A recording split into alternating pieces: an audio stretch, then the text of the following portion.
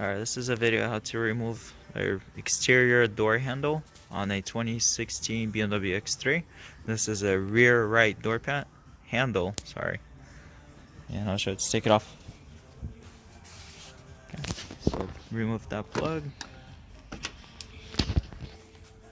Alright, so we're using a T25 Torx at an angle. Okay.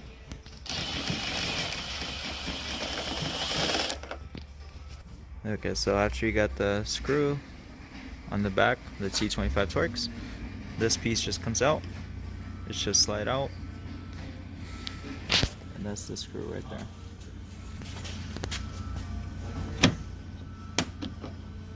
And then just pull the handle towards yourself, usually towards the back of the car, and pull it out, it comes out.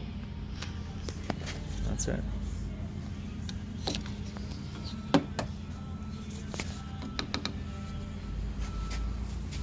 That's if you want to remove the internal door handle frame.